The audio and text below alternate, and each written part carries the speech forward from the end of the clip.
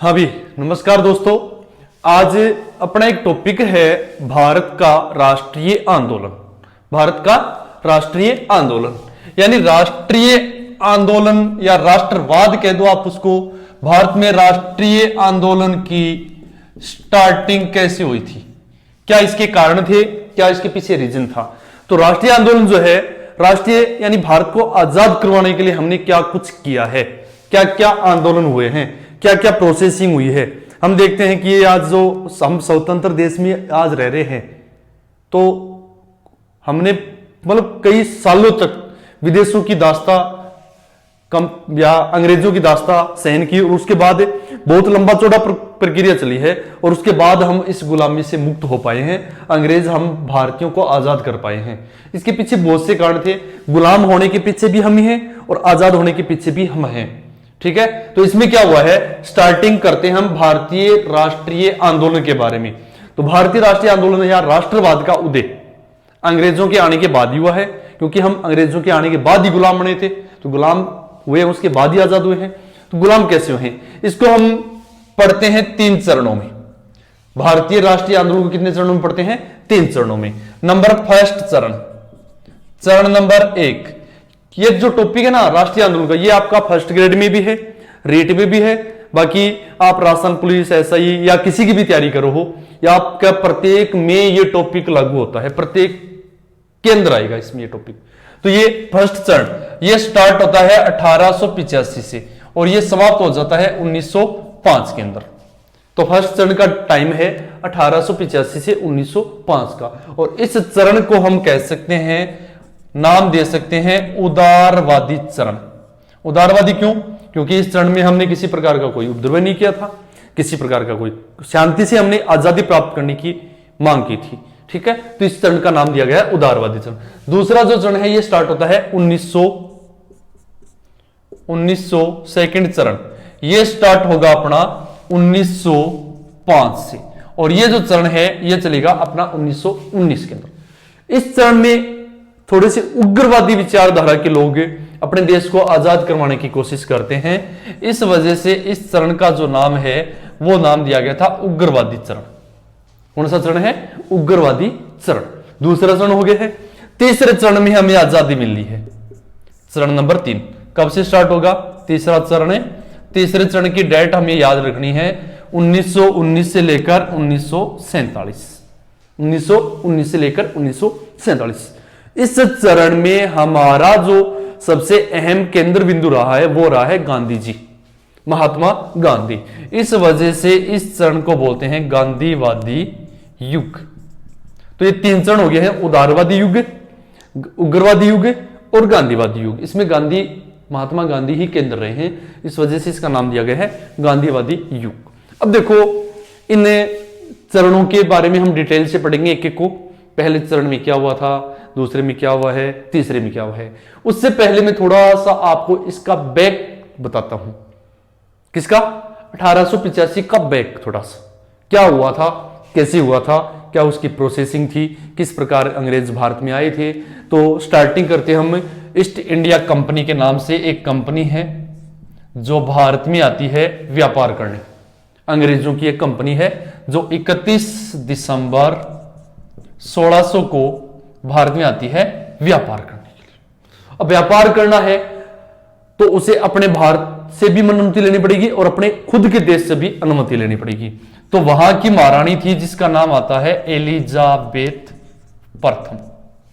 Elizabeth प्रथम ने इस कंपनी को भारत में व्यापार करने का लाइसेंस दिया 15 वर्ष का, कि आप भारत में व्यापार कर सकते हो, और वो भी कितने साल, 15 साल। लेकिन आगे चलकर इंग्लैंड का एक सम्राट बनता है जेम्स प्रथम।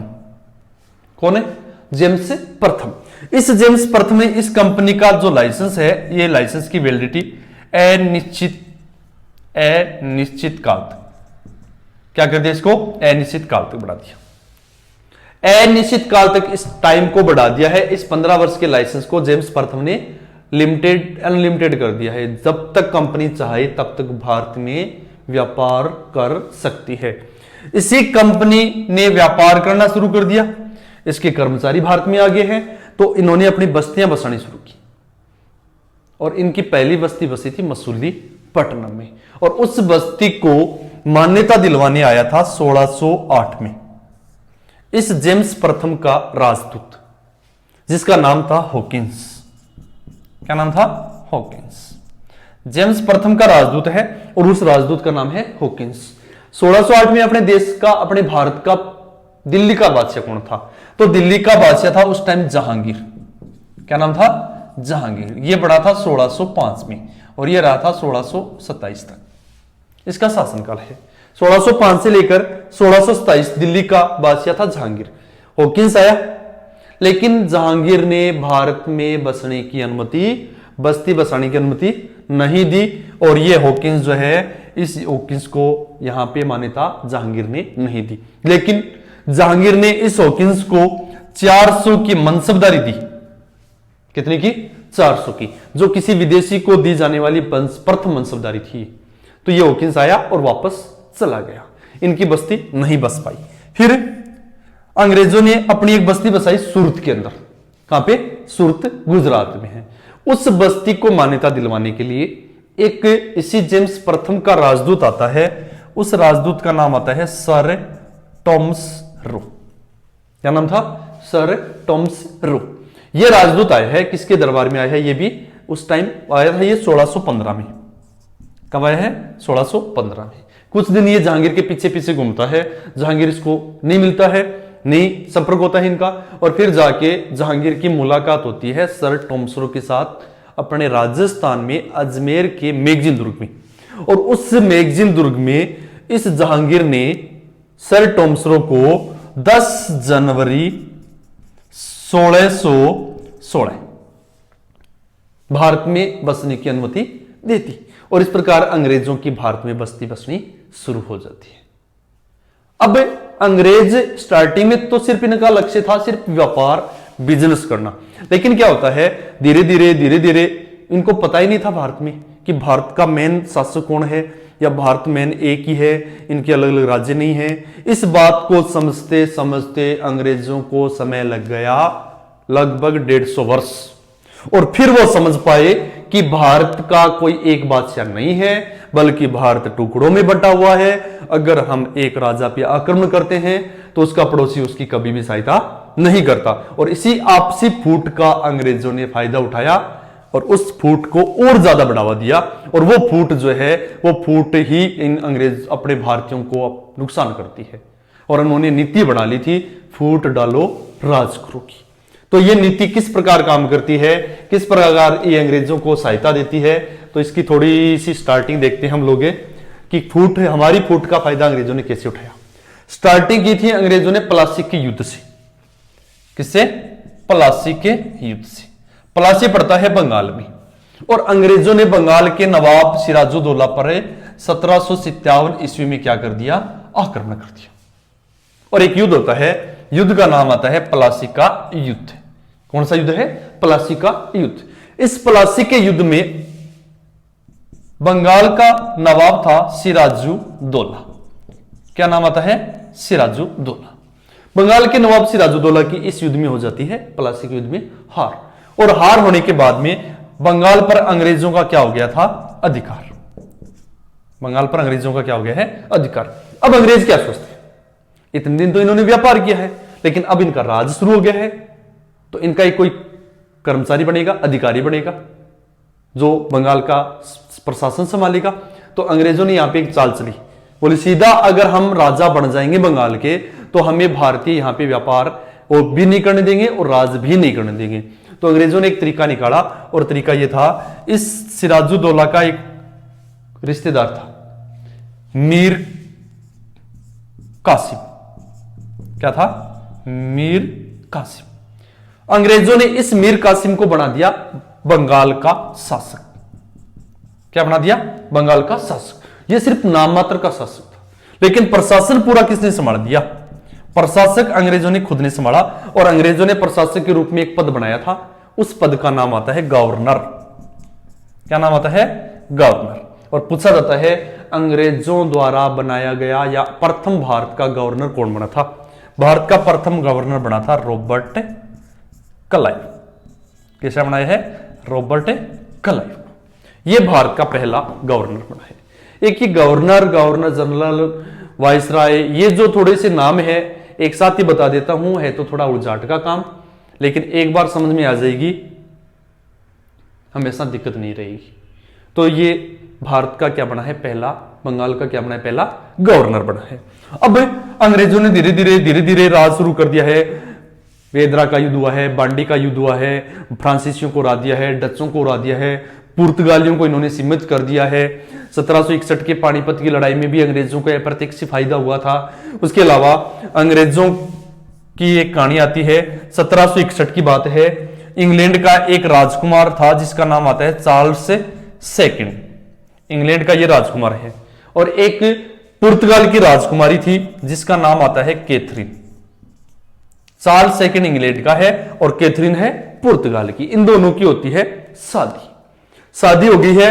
और इस कैथरीन को पुर्तगालियों ने अपने बेटी या अपनी राजकुमारी को दहेज में दे दिया बंबई। क्या दे दिया? बंबई। क्यों? क्योंकि बंबई पुर्तगालियों के अधिकार में था। पुर्तगाली अंग्रेजों से पहले आए थे। अंग्रेज कब आए थे?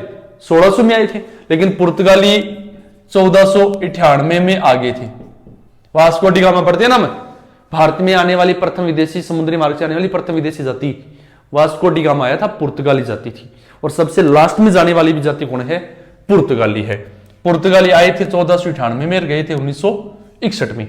अंग्रेज आए थे 1600 में और चले गए 1947 में। तो पुर्तगाली पहले आए थे, लास्ट में गए थे। ये बाद में आए हैं और पहले चले गए, ये ध्यान रखना है।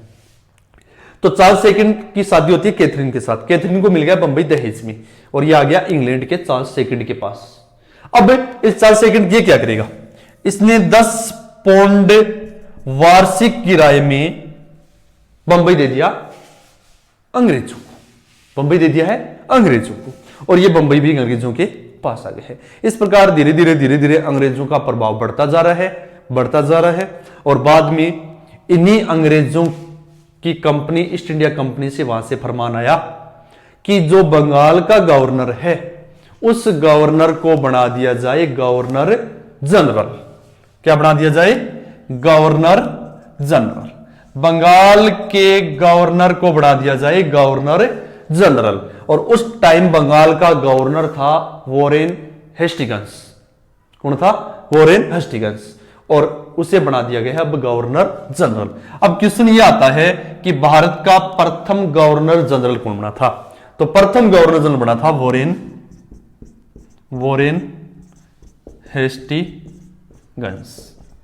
ये बंगाल का अंतिम है गवर्नर और भारत का प्रथम गवर्नर जनरल है।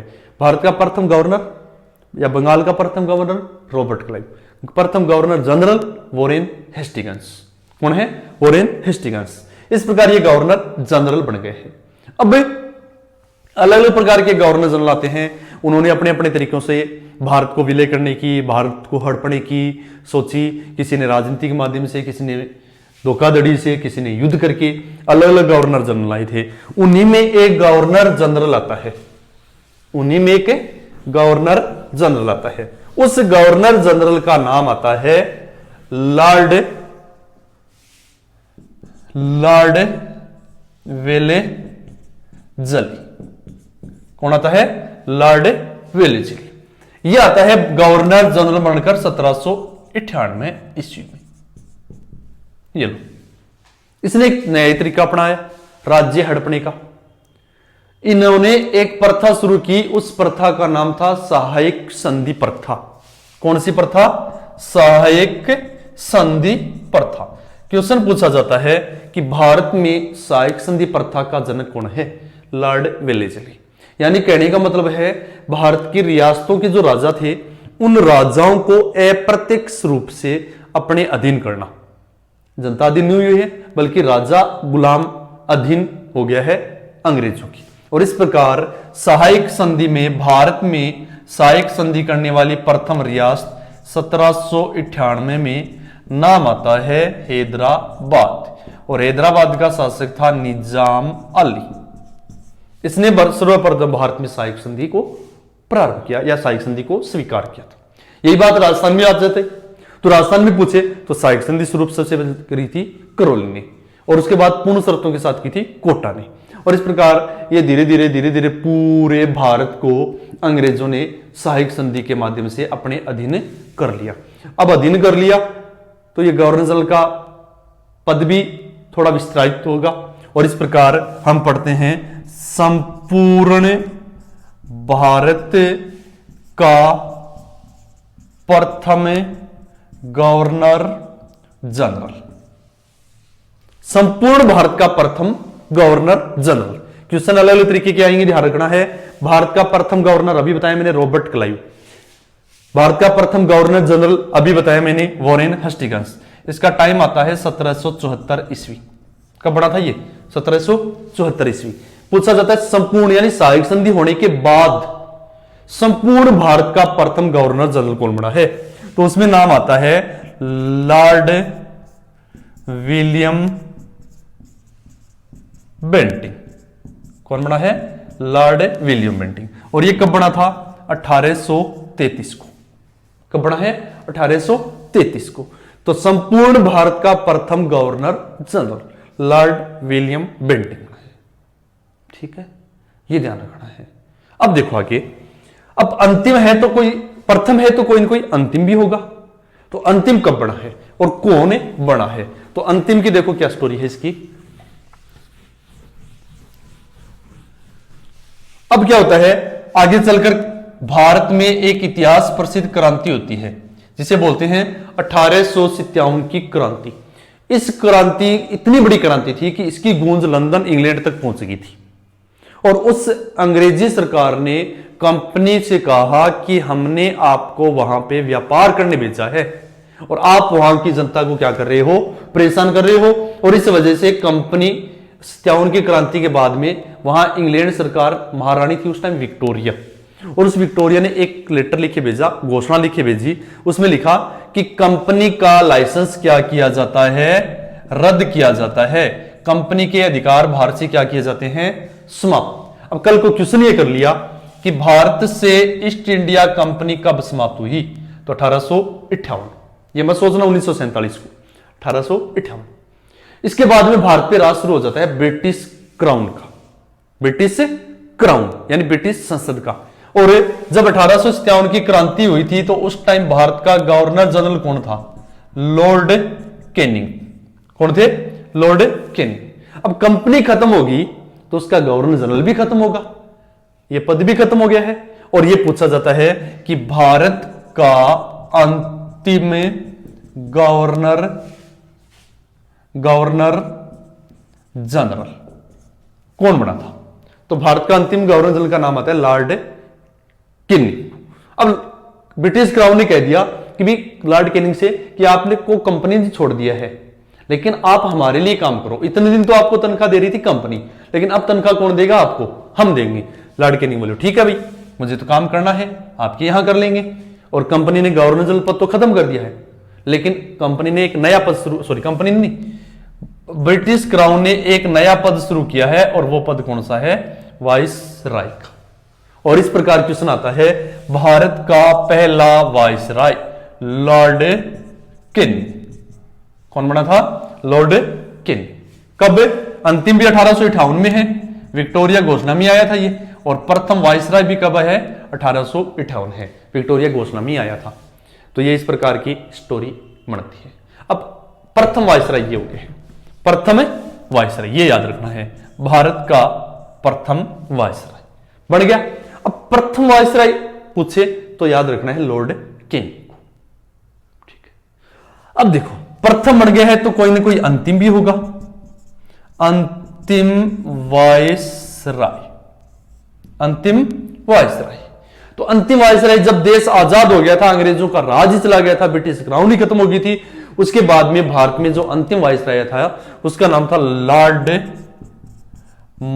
माउंटबेटन। कौन थे? Lord Mountbatten. यह भारत का अंतिम वाइसराय कहलाता है।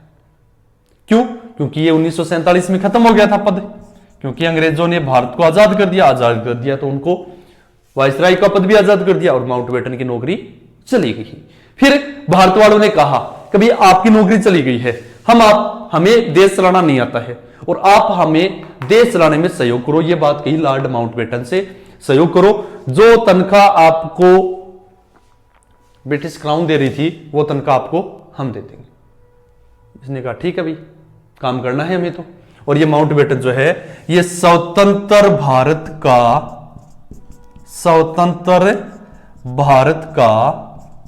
प्रथम, उसी गवर्नर जनरल के नाम से जाना गया था फिर इसको, प्रथम गवर्नर जनरल। पूछा जाए स्वतंत्र भारत का प्रथम गवर्नर जनरल कौन बना था, तो स्वतंत्र भारत का प्रथम गवर्नर जनरल इसी को बनाया गया था, लॉर्ड माउंटबेटन को, इसी को बनाया गया था। इसने कुछ एक दिन हमें काम सिखाया और उसके बाद इसने कहा कि भी ठीक है अब मैं चलता हूं। फिर भारतीयों ने भी सोचा कि भी पराया ऊपर कितना दिन काम चलाऊंगा, और फिर भारतीयों ने अपने भारत का प्रथम भारतीय गवर्नर जनरल, भारत का प्रथम भारतीय गवर्नर जनरल, भारत का प्रथम भारतीय गवर्नर जनरल, तब नाम आता है चक्रवर्ती राजगोपालाचारी, यानी सी राजे गोपालाचारी। और उसके बाद इससे अपने गवर्नर जनरल के पद को ही क्या कर दिया, समाप्त कर दिया। तो स्वतंत्र भारत का प्रथम गवर्नर जनरल का नाम आए तो लॉर्ड माउंटबेटन है, स्वतंत्र भारत का अंतिम अंग्रेज गवर्नर जनरल आए तो भी माउंटबेटन है, क्योंकि एक ही बना था स्वतंत्र बाद में। और भारत का प्रथम भारतीय गवर्नर जनरल नाम आए तो कौन होगा, सी राजगोपालाचारी। और पूछे भारत का अंतिम भारतीय गवर्नर जनरल तो भी नाम किसका है, सी राजगोपालाचारी। क्यों, क्योंकि भारत का सिर्फ एक ही बना था, वही प्रथम है और वही अंतिम है। और इस प्रकार ये कंपनी, ये अंग्रेज भारत से समाप्त हुए थे। ये गवर्नर जनरल की बात बता रहा हूं, सिर्फ गवर्नर जनरलों की बात बता रहा हूं, ठीक है। तो 1857 की क्रांति होती है। यह क्रांति हुई थी भारतीयों में और अंग्रेजों में आपस में असंतोष के कारण, इन दोनों का तालमेल नहीं बैठा था। और इसी तालमेल की बिठाने के लिए अंग्रेजों ने एक नया संगठन बनाया था, ताकि भारतीय जनता और अंग्रेजों के बीच में तालमेल बैठा रहे। इसके लिए उन्होंने स्थापना की थी कांग्रेस की। वो तो पढ़ेंगे अभी आगे, हम इसी संघ में पढ़ेंगे। जो चरण है ना पहला, इसी चरण में हुई है कांग्रेस की स्थापना 1885 का, ठीक है ना। तो ये कांग्रेस की स्थापना तालमेल बिठाने के लिए ही की थी। उसके बाद देखो और क्या घटना हुई है इससे पहले कि भारत में राष्ट्रीय आंदोलन होने का कारण बनी, जिसमें नाम आता है, आपने सुना होगा, एक गवर्नर जनरल तो नहीं रहा, वो वायसराय कह दो, लॉर्ड लिटन आया था। कौन आया था, लॉर्ड लिटन। ये कौन है कि भारत का वायसराय बन के आया था, लॉर्ड लिटन। इसने 1877 में चलाया था, दिल्ली दरबार लगाया था। 1877 में क्या लगाया है इसने, दिल्ली दरबार। लॉर्ड लिटन ने 1877 में लगाया है दिल्ली दरबार, और उस पर बेअंदाज पैसा खर्च किया इसने। और उस दिल्ली दरबार में जितना भी खर्चा लगा वो पूरा का पूरा भारतीयों की वसूल किया गया। और यह भी एक राष्ट्रीय आंदोलन होने का कारण था। राष्ट्रीय आंदोलन से पहले की घटनाएं बता रहे हैं हम लोग। तो पूरा खर्चा किससे वसूल किया है, भारतीयों से वसूल किया है। 1878 में इसी लॉर्ड लिटन के टाइम एक एक्ट बना था, वर्नाक्यूलर प्रेस एक्ट। कौन सा एक्ट है, vernacular press act. Vernacular press act जो है, इसमें क्या किया था कि भारतीय प्रेस जो है, उन भारतीय प्रेस के ऊपर डबल प्लेंटी लगा दी। क्या लगा दी है, डबल प्लेंटी लगा दी, यानी उसका जो चार्ज है वो डबल कर दिया है। 1878 में ही भारतीयों पर एक एक्ट लगा दिया जिसका नाम था आर्म्स एक्ट, कि भारतीय बिना अंग्रेजों की अनुमति के हथियार नहीं रख सकते। इस प्रकार का यह एक्ट लगाया था 1878 में। 1878 में ही अंग्रेजों ने भारतीयों को प्रशासनिक सेवा से वंचित करने के लिए, आईसीएस से, इंडियन सिविल सर्विस जो थी उससे वंचित करने के लिए उम्र जो है ये 21 से घटाकर 19 वर्ष कर दी, ताकि कम से कम भारतीय लगे इस नौकरी में, क्योंकि भारतीय बहुत ज्यादा लग रहे थे, इस आईसीएस की नौकरी बहुत ज्यादा फाइट कर रहे थे। और इस वजह से इस अंग्रेजों ने, लॉर्ड लिटन ने उम्र घटा के 21 से क्या कर दी, 19 वर्ष, जिससे कम से कम भारतीयों का नंबर आए। तो इस प्रकार एक ये घटना लॉर्ड लिटन जो है, इसके टाइम की ये कुछ घटनाएं हैं, ये थोड़ा सा ध्यान रखना है। अगला एक वायसराय का नाम आता है लॉर्ड रिपन। ये लिटन था, अब अगला है लॉर्ड रिपन, जो राष्ट्रीय आंदोलन होने का जनक इसके टाइम हुआ है। क्या घटना घटी थी? घटना घटी थी, बात है 1883 की। कब की है? 1883 की। एक बिल बना था जिसका नाम आता है इल्बर्ट बिल। यह राष्ट्रीय आंदोलन होने का तात्कालिक कारण था। जैसे 1857 की क्रांति का मेन कारण कौन सा था? कारण तो पहले भी बहुत थे, लेकिन उस टाइम का तात्कालिक कारण क्या था? तो तात्कालिक कारण है गाय और सुअर की चर्बी के कारतूस। उसी प्रकार इल्बर्ट बिल विवाद जो है, इल्बर्ट बिल विवाद राष्ट्रीय आंदोलन होने का तात्कालिक कारण था। और ये इल्बर्ट बिल जो है, ये किससे संबंधित है? ये इल्बर्ट बिल संबंधित है न्यायिक प्रणाली से। किससे संबंधित है? न्यायिक प्रणाली से। वह क्या है? देखो, अंग्रेजों ने, लॉर्ड रिपन ने एक बिल पास किया है, उस बिल का नाम है इल्बर्ट बिल। इसमें क्या था कि अगर कोई अंग्रेज दोषी है, अगर कोई अंग्रेज दोषी है, उस अंग्रेज का मुकदमा भारतीय न्यायाधीश भी सुना सकता है, वो सुन सकता है उसका मुकदमा। और अंग्रेज इस चीज से नाराज थे कि अगर हमारा मुकदमा भारतीय न्यायाधीश के पास जाएगा तो हमें सजा ज्यादा मिलेगी, वो हमारे साथ मतलब एक आपसी दुश्मनी निकालने की कोशिश करेंगे। इस वजह से इस चीज से अंग्रेज थे नाराज। उनका कहना था, इससे पहले क्या था, इल्बर्ट बिल से पहले, कि अंग्रेजों का मुकदमा सिर्फ अंग्रेज ही लड़ सकते हैं, वही न्यायाधीश होगा, वही सुना सकता है सजा, भारतीयों को सजा सुनाने का अधिकार नहीं था। और इस इल्बर्ट बिल के विरोध में एक एंग्लो इंडियन डिफेंस स्थापित हुई। अंग्रेजों ने एक संगठन बना लिया एंग्लो इंडियन डिफेंस के नाम से, एंग्लो इंडियन डिफेंस के नाम से एक संगठन बनाया है। और इस संगठन ने करना शुरू कर दिया इस बिल का विरोध। अंग्रेजों का बिल है और अंग्रेज विरोध कर रहे हैं, ठीक है, विरोध शुरू कर दिया। और इस इल्बर्ट बिल में कुछ सुधार किए गए, और सुधार ये हुए कि जो कोई भी अंग्रेज भारतीय न्यायाधीश द्वारा दी गई सजा से खुश नहीं है तो वो मांग कर सकता है किसकी? जूरी की। किसकी मांगे? जूरी की। और जूरी क्या होती थी? जूरी के अंदर न्यायाधीशों की संख्या होती थी 3 या 5, यानी वो क्या मांग कर सकते हैं? अंग्रेज जूरी की मांग कर सकते हैं। और इस प्रकार अंग्रेजों ने इस बिल में क्या करवा लिया? सुधार करवा लिया। यह जो घटना है, यह भारत में राष्ट्रवाद के राष्ट्रीय आंदोलन का उस टाइम का तात्कालिक जनक है, कारण है उस टाइम। क्यों भाई? भारतीयों के मन में एक बात आई कि जब 50-60 अंग्रेज मिलकर अंग्रेजों को झुका सकते हैं तो हम भारतीय तो बहुत ज्यादा हैं, और हम उन अंग्रेजों को बाहर से निकाल भी सकते हैं, हम तो बहुत ज्यादा हैं अंग्रेजों से। जब ये 50-60 अंग्रेज मिलकर इस बिल में संशोधन करवा सकते हैं तो हम तो बहुत कुछ करवा सकते हैं। और इसी से प्रेरणा लेकर अंग्रेजों की प्रेरणा से ही भारतीयों ने इस राष्ट्रीय आंदोलन को जन्म दिया है। तो इस प्रकार राष्ट्रीय आंदोलन प्रारंभ होने का एक तात्कालिक कारण था। और बहुत कारण थे इस मतलब राष्ट्रीय आंदोलन होने के। और कारणों में अगर बात करें, जैसे क्रांति के भी बहुत से कारण थे, हम तो तात्कालिक कारण पढ़ते हैं। तो इस राष्ट्रीय आंदोलन होने के कारणों की अगर मैं थोड़ी 2-4 कारण बताऊं मैं आपको, तो जिसमें 1 नंबर कारण का नाम बताते हैं, कौन सा? आधुनिक शिक्षा। अगर भारत में आधुनिक शिक्षा नहीं आती तो भारतीय जागरूक नहीं होते। तो आधुनिक शिक्षा ने भारतीयों को क्या किया है? जागरूक किया है। तो आधुनिक शिक्षा भी जागरूकता का एक कारण थी। दूसरा, समाचार पत्र। समाचार पत्रों ने भी भारतीयों में जागरूकता पैदा की है। समाचार पत्रों की वजह से भारतीयों में जागरूकता पैदा हुई है। अंग्रेजों का शोषण, अंग्रेज जो शोषण कर रहे थे, उस शोषण की वजह से भी भारतीय नाराज थे और वो जागरूक हुए हैं और राष्ट्रीय आंदोलन में जुड़े हैं। फिर अंग्रेजी साहित्य, अंग्रेजी साहित्य, अंग्रेजी जो राइटर है उन्होंने राष्ट्रवाद पर बहुत से साहित्य लिखे हैं। और उन साहित्यों को पढ़कर लोगों में ये भावना, भारतीयों में ये भावना पैदा हुई कि हमें राजतंत्र की जगह लोकतंत्र लागू करवाना है।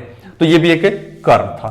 नस्ल भेद, भारतीयों के साथ भेदभाव किया जा रहा था, इससे भारतीयहीन भावना महसूस कर रहे थे और इससे क्या हुआ है, राष्ट्रवाद को जन्म मिला है। अंग्रेजों की जो प्रशासनिक एकता थी, अंग्रेज जो आपस में एकजुट होकर रहते थे, उस एकजुटता से भी भारतीयों में आपस में एकजुटता का विचार पैदा हुआ। इस प्रकार ये भारत में राष्ट्रवाद के उदय के कारण माने जाते हैं। अब हम पढ़ेंगे इसका पहला चरण, कौन सा? चरण नंबर 1, उदारवादी चरण। ठीक है, इसे लेकर 1905 तक, और इस चरण को बोलते हैं उदारवादी चरण। क्या बोलते हैं इसे?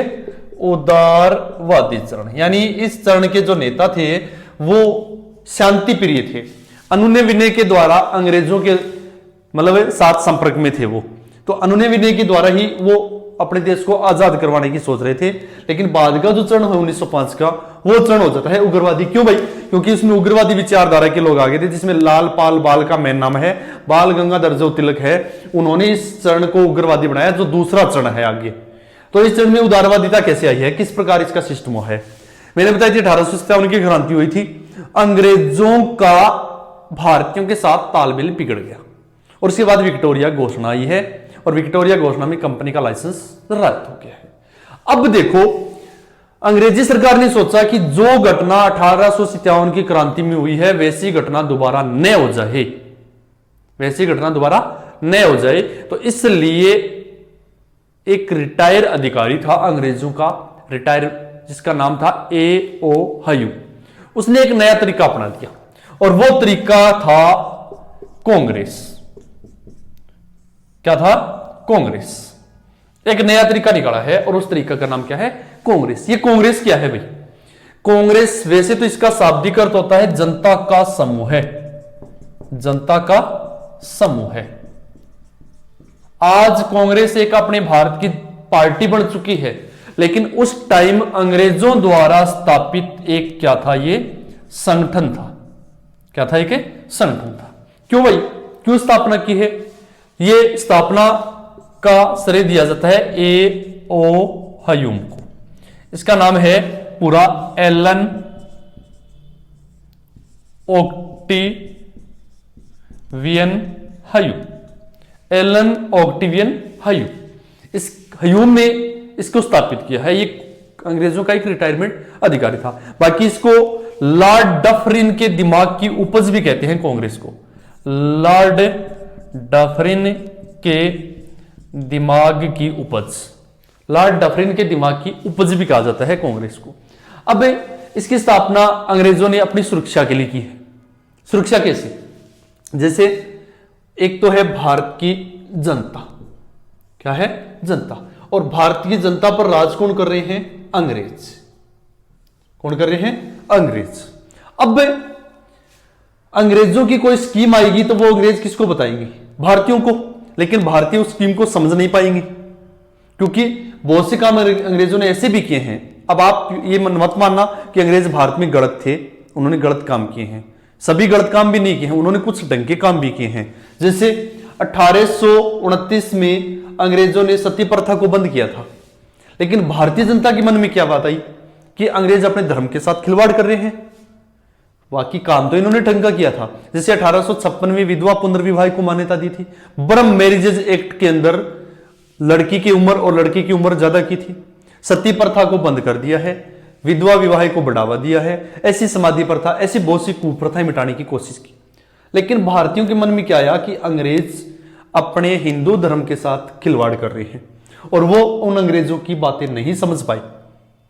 तो यानी ये अंग्रेज जनता को नहीं समझा सकते हैं ढंग से, और जनता की कोई मांग होती है, वो मांग जनता अंग्रेजों से भी ढंग से नहीं करवा रही है। कहने का मतलब है इन दोनों का तालमेल सही नहीं बैठ रहा है। अब चाहिए इन दोनों के बीच में जो ऐसा आदमी, ऐसा संगठन, ऐसा कोई ग्रुप जो जनता की बात भी ढंग से सुन ले और अंग्रेजों की बात भी ढंग से सुन ले। जैसे अपने रिश्ता नहीं करते हैं क्या? रिश्ता करते हैं तो बिचौलिया होता है अपने, जो लड़के वालों की बात लड़की वालों को बताता है और लड़के वालों की लड़कों वालों को बताता है। बिचौलिया होता है, वो बिचौलिया बनाया है अंग्रेजों ने अपनी सुरक्षा के लिए। अब इसमें संगठन बनाया, संगठन की स्थापना जब हुई थी उसमें 72 सदस्य थे सिर्फ। फिर धीरे धीरे सदस्य संख्या बढ़ती गई और इसमें सदस्य कौन है? भारतीय लोग ही हैं। अब जनता की कोई मांग होगी, वो पहले किसको बताओ? कांग्रेस को बताओ। कांग्रेस किसको बताएगी? अंग्रेजों को बताएगी, ढंग से समझा सकती है। अब अंग्रेजों की कोई स्कीम आएगी, वो पहले किस में आएगी? कांग्रेस में आएगी। और कांग्रेस किसको बताएगी? भारतीय जनता को बताएगी। और ये भारतीय जनता, इसमें भारत के लोग हैं, वो भारतीयों को अच्छे से समझा सकते हैं। अब सीधा जाके अंग्रेजों से कोई नहीं कहेगा, सीधा जाके अंग्रेजों से कोई नहीं कहेगा, बल्कि पहले कांग्रेस के पास जाएगी और कांग्रेस से जाएगी अंग्रेजों के पास। यानी एक माध्यम बन गया है ये। कांग्रेस क्या बन गई है? एक माध्यम। तो ये माध्यम था, अंग्रेजों ने इसको अपनी सुरक्षा के लिए किया था, ताकि भारतीय जनता की सीधी मार अंग्रेजों पर नहीं पड़ी। अपनी सुरक्षा कवच, सेफ्टी वालों कह सकते हो आप इसे। अंग्रेजों ने इसकी स्थापना सेफ्टी वालों के रूप में की थी, सेफ्टी वालों के रूप में की थी, सुरक्षा कवच के रूप में की थी। लेकिन यही कांग्रेस आगे चलकर अंग्रेजों को भारत से निकालने में सहयोग करती है। तो ये सुरक्षा कवच के रूप में इसकी स्थापना हुई है। अब देखो कैसे स्थापना हुई है, कब हुई है? तो 1884 में एक संगठन बना था। 1884 भारतीयों द्वारा संगठित था एक भारतीय राष्ट्रीय संघ के नाम से, भारतीय राष्ट्रीय संघ। ये एक संघ था, कब से? 1884 में इसकी स्थापना हो चुकी थी। इसी संघ का 1885 में, डेट है उसकी 28 दिसंबर 1885, इसी भारतीय राष्ट्रीय संघ का एक अधिवेशन होता है बंबई के गोकुलदास तेजपाल संस्कृत विद्यालय में। कहां पे? गोकुलदास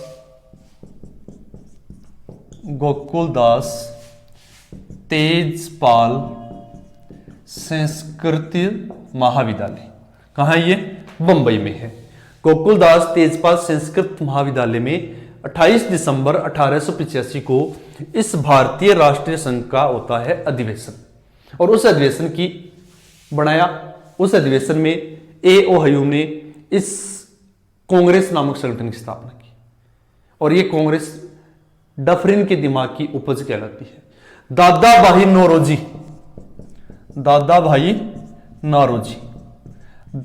नौरोजी के कहने पर इसी भारतीय राष्ट्रीय संघ को नाम दिया गया था पहली बार कांग्रेस।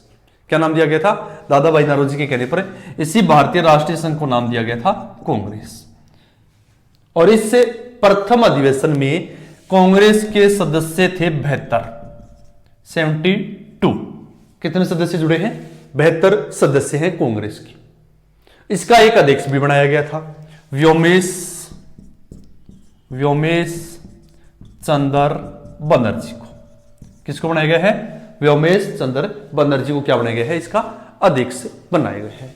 तो व्योमेश चंद्र बनर्जी इसके अध्यक्ष बने हैं। प्रथम अधिवेशन में सदस्य थे 72। दादा भाई नौरोजी के कहने पर इसका नाम कांग्रेस हुआ है। पहला सम्मेलन, अधिवेशन, स्थापना यह है गोकुलदास तेजपाल संस्कृत विद्यालय बंबई, संस्कृत कॉलेज बंबई। ये यहां पे स्थापना है। डेट ये याद रखनी है 28 दिसंबर 1885। अब हर साल इसका अधिवेशन होता था, हर साल इसका अधिवेशन हुआ है। और हर साल अधिवेशन अलग अलग जगह हुए हैं। इनके कुछ एक अधिवेशन मोस्ट हैं। प्रत्येक अधिवेशन का एक अध्यक्ष होता था, वो अध्यक्ष भी कईयों के मोस्ट हैं। और प्रत्येक ने अधिवेशन में कोई न कोई नई स्कीम, नया प्लान हुआ है। और वो प्लान कौन से हैं, कौन सी स्कीम है, वो थोड़ी सी ध्यान रखनी है। तो व्योमेश चंद्र बनर्जी जो पहले अध्यक्ष बने थे वो ईसाई जाति के थे। कौन थे ये? ईसाई। प्रथम अध्यक्ष जो हैं वो कौन है? व्योमेश चंद्र बनर्जी है। और वो है क्या? ईसाई। अब देखो, इस कांग्रेस के प्रतिवर्ष अधिवेशन हो रहे हैं और सदस्य संख्या इसकी बढ़ती जा रही है। तो इसके सबसे ज्यादा अगर पूछ ले कल को आपको कि कांग्रेस के सबसे ज्यादा अधिवेशन कहां हुए थे, तो कांग्रेस के सबसे ज्यादा अधिवेशन हुए थे कलकत्ता में। कहां हुए थे? कलकत्ता में। तो ये 1885 का अधिवेशन आ गया समझ में। अब एक साइड में मैं सन लिखूंगा, एक साइड में उसका अध्यक्ष लिखूंगा, एक साइड में उसकी खास बात लिखूंगा, क्या हुआ था उस अधिवेशन में। तो अधिवेशन, सेकंड अधिवेशन 1886 कहां हुआ था? कलकत्ता में। कोलकाता में हुआ है दूसरा अधिवेशन। कलकत्ता में। अध्यक्ष कौन बना था? अध्यक्ष बनाया था दादा भाई नारोजी को, दादा भाई नारोजी को। इसका क्या बनाया गया था? अध्यक्ष बनाया गया था। दूसरे अधिवेशन का अध्यक्ष दादा भाई नारोजी। कोई लंबी चौड़ी खास बात नहीं हुई थी इसमें बस याद रखना है सदस्यों की संख्या 72 से बढ़कर कितनी होगी थी? 434 होगी थी। कितनी होगी थी? 434। ये प्रथम अधिवेशन है। दूसरा अधिवेशन हुआ था 1887 में। कब? 1887 में है। और अधिवेशन का स्थान है मद्रास। अधिवेशन हुआ कहां पे था? यह अधिवेशन हुआ है मद्रास में। इसका अध्यक्ष बनाया था बदरुद्दीन तैयबजी को, बदरुद्दीन तैयबजी को, बदरुद्दीन तैयबजी को इसका अध्यक्ष बनाया। ये फारसी है। व्योमेश चंद्र प्रथम ईसाई बने थे, दादा भाई नौरोजी प्रथम फारसी बने थे, बदरुद्दीन तैयबजी प्रथम मुस्लिम अध्यक्ष बने थे। और इस टाइम सदस्य संख्या बढ़कर होगी थी 607। कितनी होगी थी? 607। तीसरा अधिवेशन हुआ था 1888। वैसे तो ये चौथा हो गया है, पहला ये है 1885, दूसरा, तीसरा और चौथा हुआ है 1888 में। स्थान इलाहाबाद। चौथा अधिवेशन 1888, स्थान इलाहाबाद। इसका अध्यक्ष बनाया गया था जॉर्ज यूल को, जॉर्ज यूल, जो प्रथम अंग्रेज था। प्रथम अंग्रेज। प्रत्येक जाति के आ रहे हैं, देख लो अलग अलग, प्रत्येक धर्म के आ रहे हैं। 1248 होगी थी। सदस्य संख्या कितनी होगी थी? 1248। अगला अधिवेशन हुआ था, एक मोस्ट क्रम से नहीं है, 1891 का अधिवेशन है ये अधिवेशन होता है नागपुर में। कहां हुआ था? नागपुर में है। इसका अध्यक्ष बनाया गया था वी आनंद चार्लू को, वी आनंद चार्लू को। ये याद रखना है भाई, वी आनंद चार्लू प्रथम हिंदू अध्यक्ष। अब देखो प्रत्येक धर्म के हैं, ईसाई, फारसी, बदरुद्दीन तैयबजी मुस्लिम, जॉर्ज यूल अंग्रेज और आनंद चार्लू प्रथम हिंदू अध्यक्ष हैं। इसमें प्रथम बार इस कांग्रेस को नाम दिया गया था भारतीय राष्ट्रीय कांग्रेस। क्या नाम दिया गया था? राष्ट्रीय कांग्रेस, भारतीय राष्ट्रीय कांग्रेस। कांग्रेस को क्या नाम दे दिया गया था? भारतीय राष्ट्रीय कांग्रेस के नाम से इसको जाना जाता है। ठीक है, ये हो गए हैं इसके अध्यक्षों की बातें। अब देखो अगला सम्मेलन कहां हुआ है, अधिवेशन कहां हुआ है। अगली क्रम देखो इनका। अगला मोस्ट लिखेंगे हम, क्योंकि क्रम से ऐसे अगर पूरे पढ़ेंगे नंबर वाइज तो बहुत ज्यादा हो जाएंगे, बहुत ज्यादा हो जाएंगे। तो अगला 1893 का अधिवेशन है। कौन सा है? 1893 का अधिवेशन का स्थान कौन सा है? लाहौर। कहां हुआ था? लाहौर। दादा भाई नौरोजी इसके क्या बने थे? अध्यक्ष बने थे। दादा भाई इसके क्या बने हैं? अध्यक्ष बने हैं। इसमें क्या मांग हुई थी? इसमें मांग हुई थी कि जो प्रशासनिक अंग्रेजों की परीक्षा है वो इंग्लैंड की बजाय भारत में ही करवाई जाए, यानी आईसीएस की जो परीक्षा है वो भारत में ही संपन्न करवाई जाए। इससे क्या है, भारतीय प्रत्येक शामिल हो सकते हैं। इंग्लैंड में होती थी, इंग्लैंड में जाके इस परीक्षा में शामिल होना मुश्किल हुआ करता था, इस वजह से इसे भारत में करवाने की मांग उठी थी। फिर अगला अधिवेशन होता है 1896 का, 1896 का। यह अधिवेशन होता है कलकत्ता में। कहां हुआ था? कलकत्ता में। इसका अध्यक्ष बनाया गया था रहीमतुल्ला सयानी को। अध्यक्ष था रहीमतुल्ला सयानी। कौन था अध्यक्ष? रहीमतुल्ला सयानी। अधिवेशन कौन सा है? 1896 का है। वह कहां है? कलकत्ता में है। इस सम्मेलन में वंदे मातरम, जो अपना भारत का वर्तमान में राष्ट्रीय गीत है, उस वंदे मातरम का पहली बार सार्वजनिक गायन हुआ था। वंदे मातरम का पहली बार सार्वजनिक गायन कब हुआ था?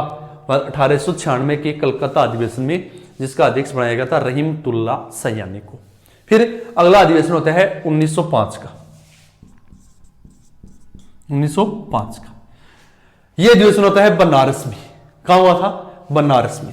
और इस अधिवेशन की स्पेशल बात, हाँ, बनारस में हो रहा है। अध्यक्ष किसको बनाया गया था? गोपाल कृष्ण गोखले को, जो गरम दल का एक नेता था। गोपाल कृष्ण गोखले, यह गरम दल का नेता बना था पहली बार। लाल बाल पाल, बनारस में सम्मेलन है 1905 का। गोपाल कृष्ण गोखले इसके अध्यक्ष बने हैं। इस वंदे मातरम गीत को राष्ट्रीय गीत घोषित किया गया। वंदे मातरम गीत को राष्ट्रीय गीत घोषित किया गया। वंदे मातरम गीत को राष्ट्रीय गीत घोषित किया गया। प्रथम बार इस सम्मेलन में स्वदेशी स्वशासन की मांग उठी थी। पूछा जाता है स्वशासन की पहली बार मांग कब हुई थी? स्वशासन की मांग की थी बाल गंगाधर तिलक ने। कौन से सम्मेलन में? राष्ट्रीय सम्मेलन है 1905 का, बनारस में कांग्रेस का राष्ट्रीय गीत बना दिया गया था वंदे मातरम को, और स्वशासन की भी मांग उठी है बनारस सम्मेलन में गोपाल कृष्ण गोखले के नेतृत्व में। यह हो गया आपका 1905 का सम्मेलन। अब 1905 में एक बहुत बड़ी घटना घटती है, बहुत बड़ी घटना है।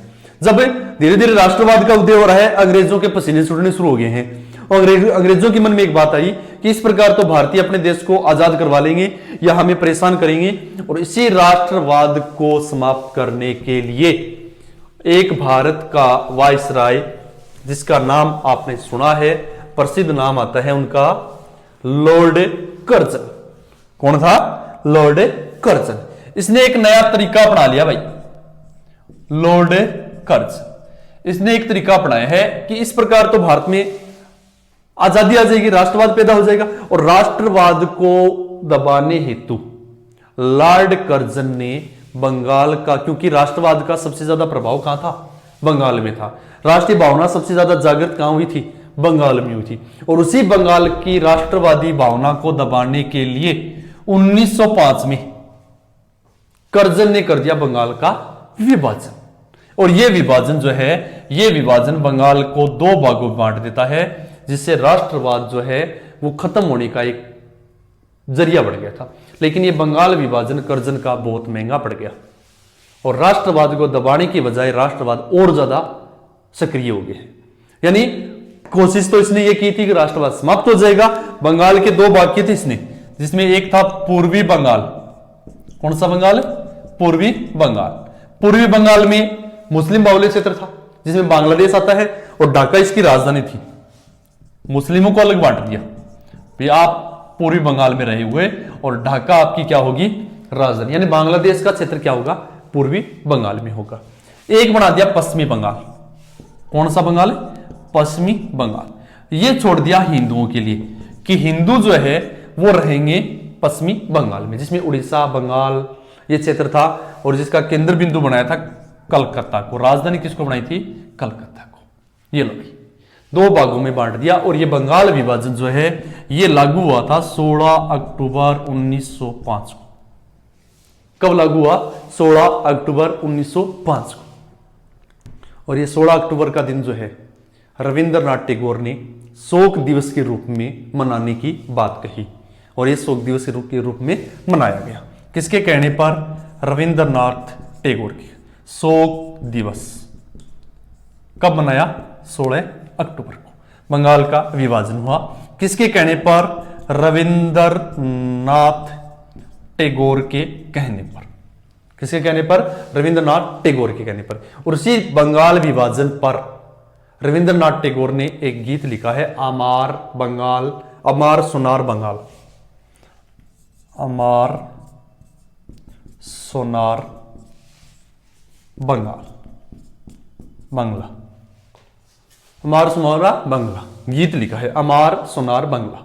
ये आज पश्चिमी बंगाल का राष्ट्रीय गीत है, और ये राष्ट्रीय गीत जो है वो बंगाल विभाजन पर गाया था। किसने? रविंद्रनाथ टैगोर ने। इससे बंगाल विभाजन को शोक दिवस के रूप में मनाया था 16 अक्टूबर को, शोक दिवस रविंद्रनाथ टैगोर के कहने पर। इसी बंगाल विभाजन के अंदर, बंगाल विभाजन के अंदर बाल गंगाधर तिलक, कौन है? बाल गंगाधर तिलक। बाल गंगाधर तिलक ने इसी बंगाल विभाजन पर एक आंदोलन चलाया स्पेशल, और उस आंदोलन का नाम था स्वदेशी आंदोलन। यानी स्वदेशीपन की भावना जागृत की बंगाल में।